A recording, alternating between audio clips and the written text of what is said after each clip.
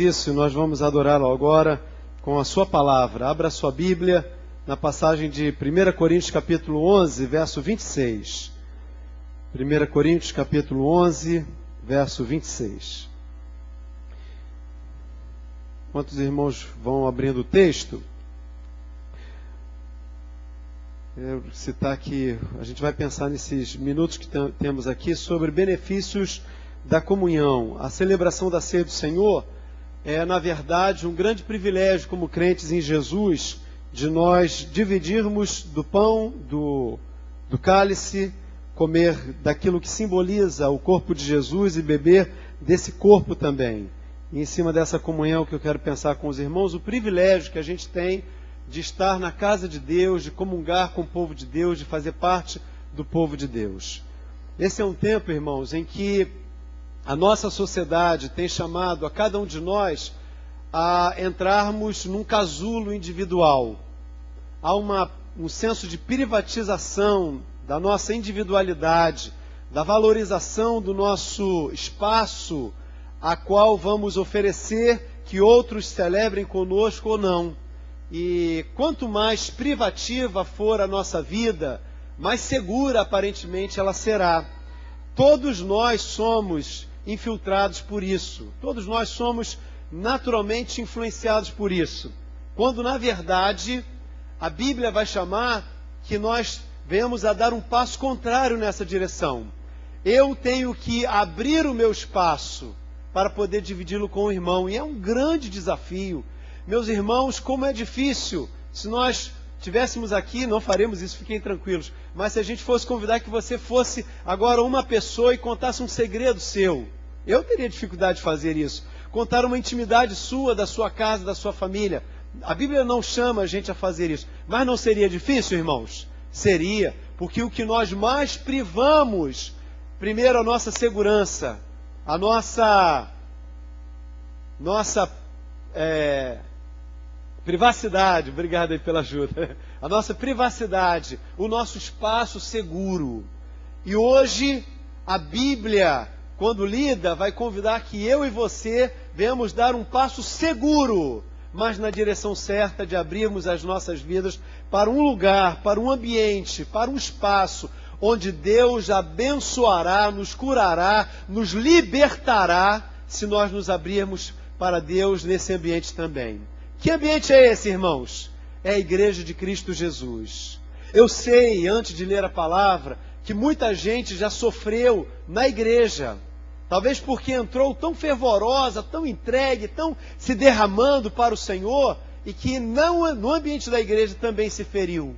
Mas ouçam a palavra de Deus, que faz um convite hoje extremamente significante, para que, se eu crer e acreditar na palavra de Deus, nesse ambiente, no ambiente da casa do Senhor, nós poderemos ter relações saudáveis e abençoadoras em Cristo Jesus. Por isso, então, é apenas um versículo, 1 Coríntios capítulo 11, verso 26.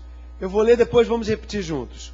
Porque todas as vezes em que comerdes o pão, este pão, e beberdes o cálice, anunciais a morte do Senhor, até que Ele venha. Vamos juntos? Em que comerdes este pão, e beberdes este cálice, anunciais a morte do Senhor, até que Ele venha. Ó Senhor, abençoa essa palavra no nosso coração. Nós pedimos isso para a glória de Jesus entre nós, para a efervescência do Espírito Santo, do agir dEle, no aplicar a palavra nos nossos corações. Em nome e para a glória dEle. Amém. Nós estamos falando de um tempo em que corria mais ou menos aí meses, talvez uma citação alusiva à ressurreição de Jesus, a inauguração da igreja, em que tudo começou. Essa igreja, lá no livro de Atos, capítulo 2, ela estava recém-organizada. E um fervor tão grande, irmãos, que esses crentes, os chamados por nós hoje como crentes primitivos, eles queriam muito, muito, muito a volta do Senhor. Por isso davam tudo que tinham, porque acreditavam que Jesus voltaria rapidamente. Agora, no texto que nós temos em mãos, 1 Coríntios, já passou mais ou menos aí em torno de uns 30 e poucos anos. E o Senhor não voltou.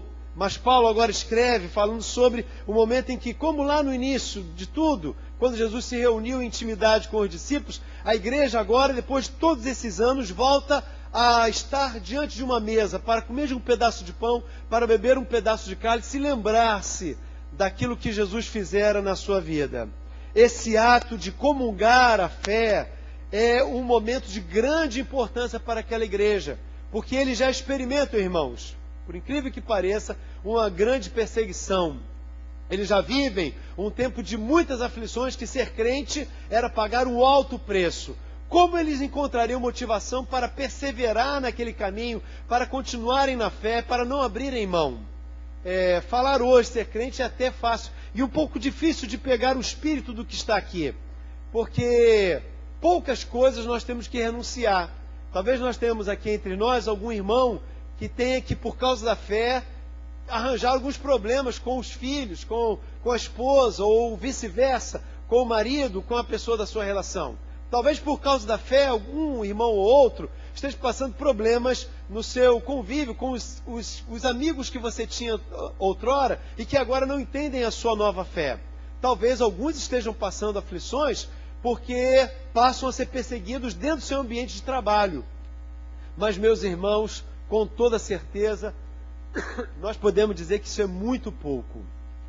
Esses crentes, aos quais Paulo se dirige agora e traz essa mensagem, falando sobre o que é a celebração da ceia, eles estão perdendo as suas vidas. Eles não estão perdendo amizade, estão perdendo suas casas, estão perdendo muitos deles seus filhos, correndo risco de vida. Nesse texto, mas no nosso tempo, muitos também estão sofrendo. Foi citado no domingo passado de um pastor que no Oriente Médio, por causa da sua fé, está condenado à forca. E a qualquer momento no Irã isso poderá acontecer. Meus irmãos, nós estamos sendo chamados a ter um compromisso com aquilo que nós vamos botar na boca, para comer ou para beber, ou seja, o nosso Evangelho. Esse texto está dizendo que é na celebração da ceia que esses irmãos encontram um grande vigor para continuar. Ouçam então os dois textos, aliás, vamos ler juntos os dois textos que estão diante de nós. Primeiramente, Atos capítulo 2, verso 1, vamos juntos? Estavam todos reunidos no mesmo lugar, e eles celebram no mesmo lugar, todos juntos em comunhão. Atos capítulo 2, 42 a 47. Vamos lá. E perseveravam na doutrina dos apóstolos e na comunhão, no partir do pão e nas orações. Em cada alma havia temor, e muitos prodígios e sinais eram feitos pelos apóstolos. Todos os que criam estavam unidos e tinham tudo em comum. Segue. A continuação diz: e vendiam suas propriedades e bens e os repartiam por todos.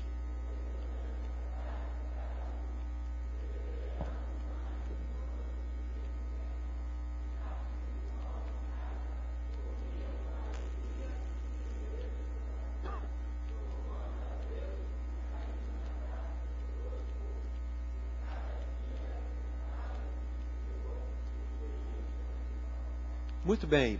A comunhão com o corpo de Cristo vai produzir o que em nós?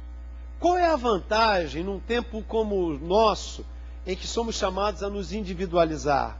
Sermos agora convidados pela palavra para nos integrar no corpo, especificamente através da comunhão do corpo de Cristo. Primeiro fruto, ou primeira bênção, benefício que a comunhão nos dá, a comunhão com o corpo de Cristo nos capacita a perseverar no Evangelho. Olha o que o texto diz. Porque todas as vezes que comerdes. O destaque ali está grifado, irmãos, para a expressão todas as vezes.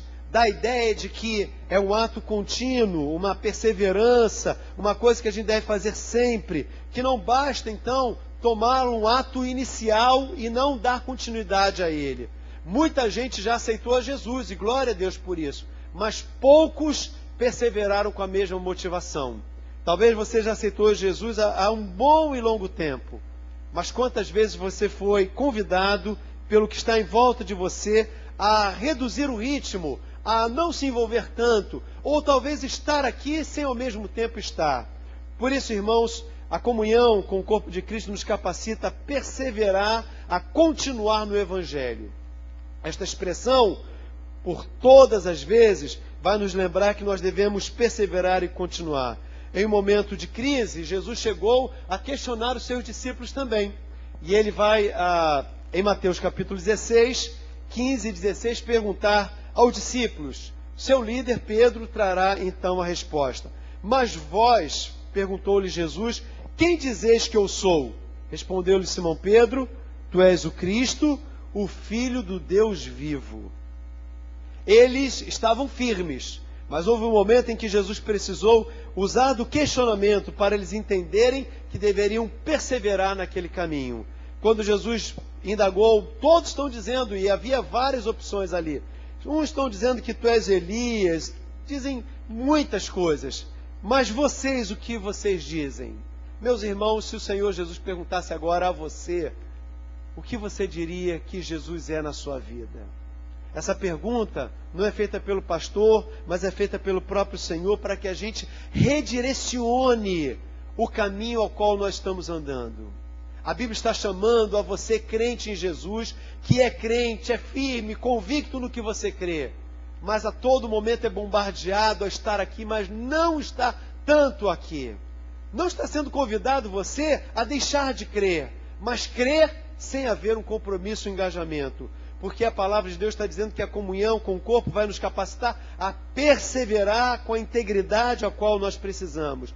Por isso Jesus diz em João capítulo 15, mostra lá, Mauro, vamos ler juntos. Quem não permanece em mim, vamos dizer, é lançado fora.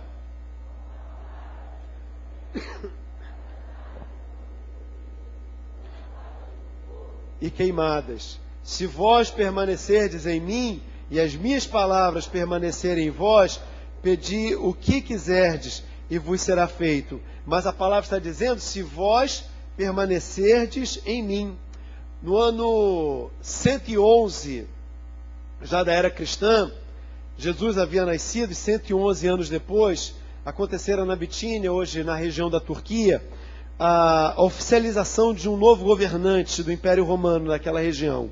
Plínio, a sua história diz que ele era um homem bom, um homem temente a Deus, um homem correto, reto nos seus atos. Mas ele, por ser um soldado romano, deveria atender e obedecer todas as ordens do imperador Trajano, que dera a ele uma ordem para que em toda a região da Bitínia, nenhum cristão que perseverasse na sua fé deveria continuar vivo, independente de sua idade, sexo, posição social.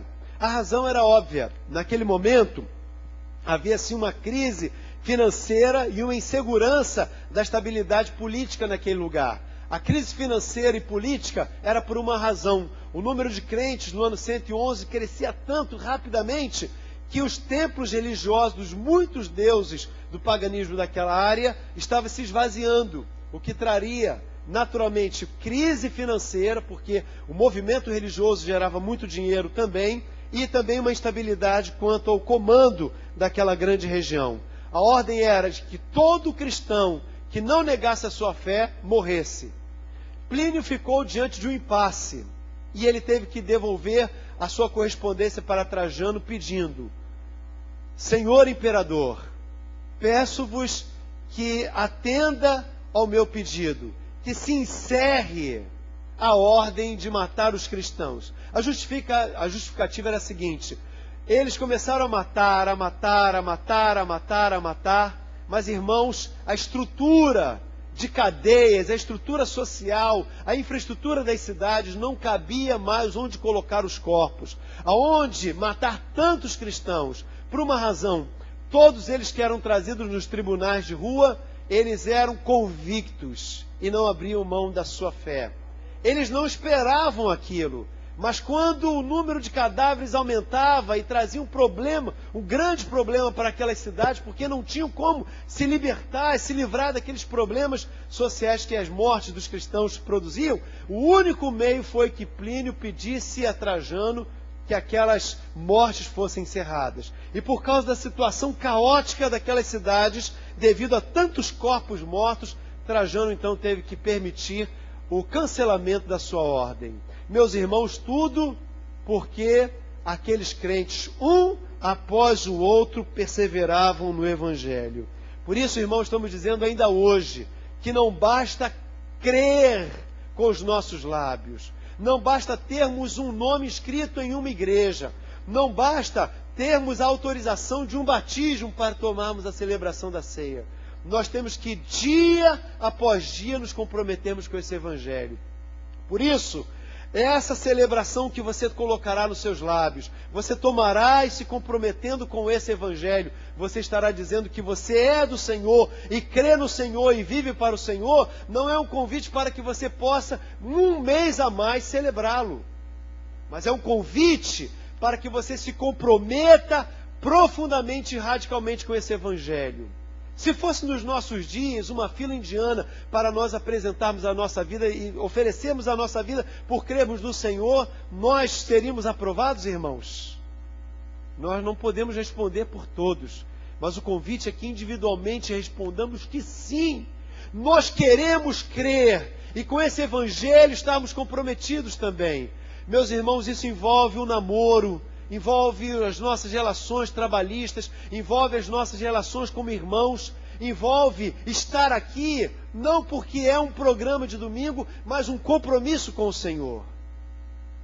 Envolve a minha responsabilidade em participar da EBD, da Escola Bíblica Dominical, de levar a sério o meu compromisso de quando sairmos daqui, irmos pregar o Evangelho para onde nós formos levados por Deus, para o nosso trabalho, na nossa condução, aonde o Senhor nos colocar. Meus irmãos, a palavra está dizendo que eu, quando participo da comunhão através da celebração da ceia, eu sou sendo chamado para perseverar neste Evangelho. Porque diz o texto que todas as vezes que comerdes, é sempre, é toda vez, é continuamente, é para todo sempre na minha vida. Hoje é um tempo, irmãos, que nós aceitamos para depois retarguirmos e depois aceitarmos de novo e retarguirmos. Isso no corpo físico gera o quê? Engordar, emagrecer, engordar, emagrecer, engordar, emagrecer. Gera o que no nosso corpo, irmãos? As irmãs sabem bem, né? É o quê? Flacidez, celulite, estrias. É verdade, fala, Senhor, né? Se a gente pudesse tirar uma fotografia da nossa alma, do nosso espírito, irmãos, como estaria a musculatura do nosso corpo? Como estaria a estrutura física do nosso ser? Jesus está chamando para que você seja continuamente exercitado no caminho, na caminhada. Esse caminho é duro, esse caminho é doloroso, esse caminho é espinhento, mas ele é o caminho que vai produzir a salvação das nossas almas. É o caminho que vai perseverando, conduzir-me a aperfeiçoamento espiritual até ter a estatura do varão perfeito. É nesse caminho que eu vou caminhar, prosseguir, caminhar severamente, comprometidamente, que eu vou ser aprovado como um obreiro que maneja bem a palavra da verdade. Meus irmãos, não é crendo e deixando de crer, não é caminhando e deixando de caminhar, mas é continuamente. Continuamente. Talvez Deus esteja mostrando alguma área da nossa vida, da sua vida, que tem produzido você retarguir, voltar, abrir mão do arado e olhar para trás. Mas o Senhor convida que quando você colocar a mão no cálice, colocar a mão no pão, você entenda que é para sempre, é continuamente, até o fim da sua vida. Você vai viver assim, irmão, você vai crer assim, você vai estar comprometido assim. Então você pode tomar do cálice e comer do pão também. Porque, em segundo lugar, a celebração da ceia me chama a me capacitar a anunciar o Evangelho. Não só perseverar no Evangelho, mas anunciar o Evangelho. Vamos ler ali, irmãos? Ler ali, juntos. Porque todas as vezes estareis anunciando a morte do Senhor. Estareis anunciando a morte do Senhor. Este anunciar exige viver. Só pode anunciar com a sua vida quem vive aquilo que anuncia. O que eu quero lhe dizer, irmão, é que se você não estiver comprometido, você pode até falar, mas você não vai convencer. Você pode até pronunciar, mas você não vai constranger com a sua vida. Quando nós pensamos nisso, a gente acaba que entende que é para viver o Evangelho e que para viver o Evangelho é necessário morrer para mim mesmo. E eu não estou fazendo um convite para você fácil, não estou fazendo um convite fácil para mim. Eu estou fazendo um grande desafio anunciado na palavra de Deus. Nós anunciamos o Evangelho com as nossas vidas quando nós morremos, assim como o Senhor morreu também. Ele, para obedecer ao Senhor, ele teve que ir até o fim da sua caminhada. Qual foi o final da caminhada de Jesus aqui na terra? Qual foi o final da caminhada do Senhor na terra, irmãos? Qual foi o final da caminhada do Senhor na terra, irmãos? Foi a cruz. Morte de cruz. O Senhor hoje está convidando você, Dalmi, que faz aniversário. O Senhor está convidando você, Jair, você, Marta, você, Márcia, você, Moisés, você, Alex. Deus está convidando você nessa noite para morrer. Não é um convite fácil. Irmã, não é um convite agradável, que vai nos dar popularidade, que vai encher a nossa igreja. Mas é como um convite para você eliminar você. Volte meu homem, que quando eu menos vejo, ele escapole da minha vigilância e ele quer tomar o controle da minha vida.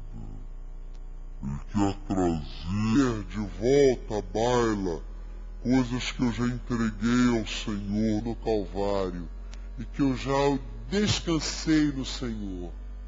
Coisas que por causa delas o Senhor morreu na cruz. Mas hoje, quando eu colocar a mão no cálice e colocar a mão no pão, o Senhor está de novo me chamando.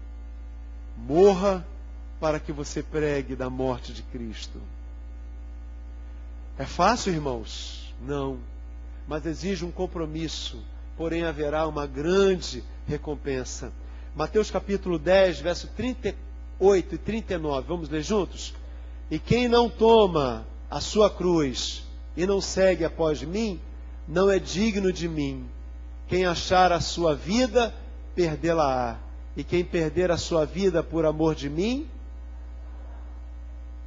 você quer achar a vida? Ache a morte. E você encontrará a vida de Deus dentro de você. É um convite, irmãos, não meramente para a gente... Você está compreendendo isso? Para nós sermos membros de uma igreja. Está muito longe disso. É para quando você sair desse culto e for tomar as suas decisões, você não tomar as suas, mas tomar as deles na sua vida. E é um convite difícil. É um convite que você vai ter que abandonar, romper, rasgar. Eu não tenho um papel aqui, seria muito bom, mas se eu pegasse um papel e rasgasse de ponta a ponta esse papel, e depois tentasse colar exatamente na linha do rasgo, eu provavelmente não conseguiria. Por mais bem trabalhado que fosse a cola, ela estaria sempre demonstrando onde está rasgado. O Senhor está convidando que eu rompa, que eu rasgue, que eu quebre a minha própria vontade, para que a vontade dele possa imperar na minha vida. Eu queria que você agora olhasse para dentro de você e respondesse para o Senhor, como eu estou buscando responder de novo para Deus. Aonde eu devo rasgar? Aonde eu devo romper para que o Senhor possa fazer a sua vontade na minha vida? Creia, irmão, é na comunhão com o corpo de Cristo que o crente se alimentará na motivação para fazer morrer a sua própria vontade, para que experimente a vontade de Cristo na sua vida. Você não vai ter isso em outro lugar. Nós temos provavelmente pessoas nos acompanhando na internet. Se você está no hospital, é um prazer te receber aqui. Se você está numa cadeia, é um prazer ter você conosco, porque você não pode sair de onde você está. Se você está doente, impedido por alguma situação no trabalho, por alguma coisa que impede você sair de onde você está para vir cultuar com o corpo, celebrar com o corpo, com as pessoas. Se você está assim, eu quero dizer que você é muito bem-vindo. E de alguma forma, sinta a respiração que está entre nós, o que o Espírito de Deus está falando ao nosso coração. Mas se você está nos acompanhando pela internet porque você acha que vai ser um crente diante do Senhor sozinho, individualizado, você está mentindo para você mesmo. Quero dizer para você, irmão, irmã, se você entende que você pode ser crente, escolhendo o dia, o mês, o primeiro domingo eu vou, mas no domingo que vem eu não vou, quarta-feira que vem eu posso, mas eu não vou, domingo de manhã na EBD eu vou, mas eu posso ir, mas eu não vou, vocês não estão entendendo. É quando estamos juntos, quando a gente divide a alma, a gente compartilha com o irmão, a gente confessa as nossas dores, as nossas limitações, as nossas fraquezas. É aí que nós nos sentimos fortes um com o outro. É na comunhão que nós vamos nos alimentar e vamos nos encorajar para morrer diariamente, para a nossa própria vontade, para podermos com a nossa vida morta pregar a morte do Senhor Jesus. Meus irmãos, só que para isso, quando estamos juntos, tem que ter sentido. Eu falei de manhã que raramente, dificilmente, aquelas pessoas que estavam no culto da manhã saberiam além do nome, exceto de quem é familiar que estava do seu lado, né? E eu creio que hoje, de novo, se é que você não está do lado de um familiar, está do lado de uma pessoa que não é da sua família, mesmo congregando há muito tempo, provavelmente você não saiba além do nome, talvez do aniversário dela e de onde ela mora. Mas, meu irmão, essa pessoa que está do seu lado, ela tem uma alma que pede provavelmente por um assunto diante de Deus, que precisa ser encorajada para vencer a sua própria luta. Como ela vai conseguir morrer para o mundo, para a sua própria vontade, para que a vontade de Deus esteja plena na sua vida, se ela não for encorajada por você? O problema é que igreja, ser igreja hoje é ser multidão. E multidão não alimenta individualidade. Pelo contrário, excita o meu casulo no meio do mundo, no meio do povo, no meio da multidão. Quero dizer a vocês, irmãos, Primeira Igreja Batista em Paciência, só há hoje um caminho para nós quebrarmos o paradigma da indiferença no meio da multidão. E olha que nós não estamos falando de uma mega igreja. Estamos falando de uma pequena igreja de 347 membros. Uma pequena igreja ainda. Mas que para a glória do Senhor será grande, né? Grande. Não para sermos grandes, mas para povoarmos cada vez mais e agregarmos cada vez mais pessoas para o reino de Deus. O caminho, irmãos, é estarmos juntos em pequenos grupos. Quando nós nos conheceremos, comungaremos, nos motivaremos, nos alimentaremos, e aí na igreja será o encontro dos muitos pequenos grupos, que será o grande grupo. Mas igreja precisa, irmão, ser um lugar onde eu divida com o outro, para que eu não seja um estranho no meio da multidão.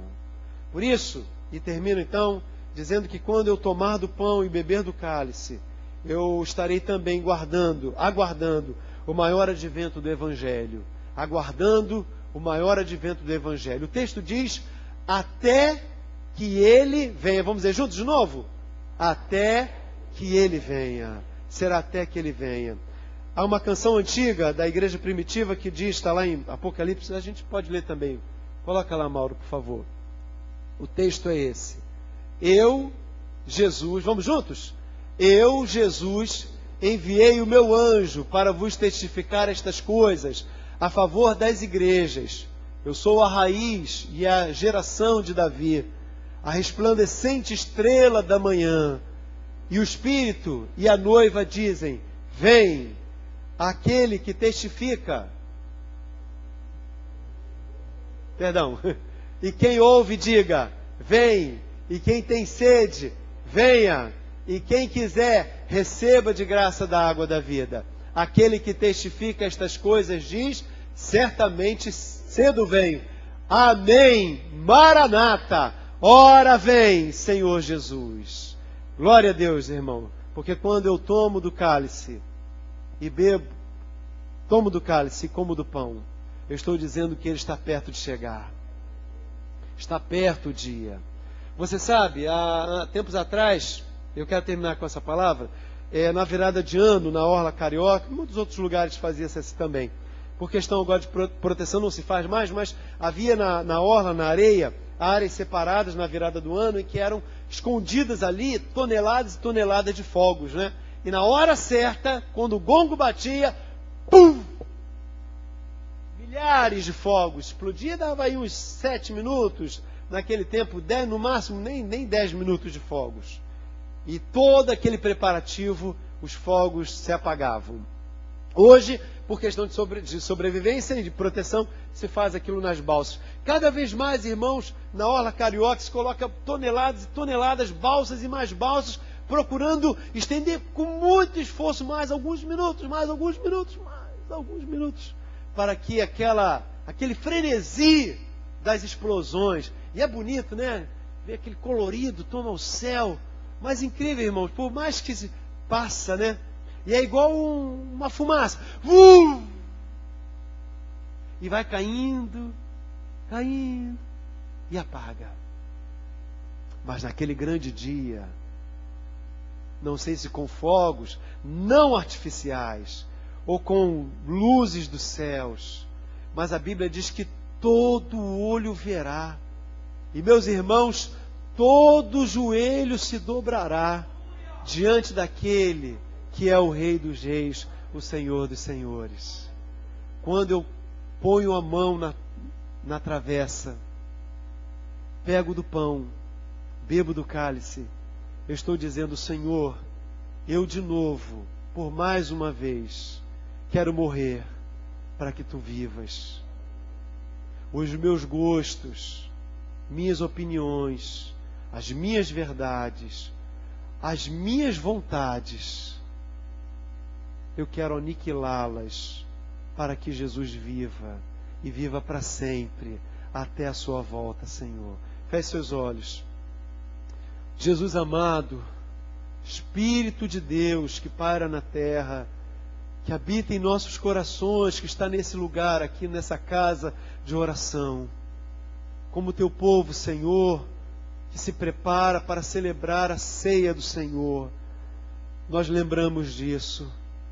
Invocamos o Teu nome, Senhor, para que verdadeiramente estejamos vivenciando dos benefícios dessa comunhão, de através da celebração do Teu sacrifício, perseverarmos no Evangelho, anunciarmos com a nossa própria morte a morte de Jesus e aguardarmos preparados com as almas, prontos para Te encontrar, aguardar com expectativa o maior advento do Evangelho, até que Ele venha na Sua volta triunfante. Como a igreja primitiva nós dizemos: ora vem, Maranata, ora vem, Senhor Jesus, reina em mim, glorifica o Teu nome em mim. E fazemos assim para a glória de Jesus. Amém.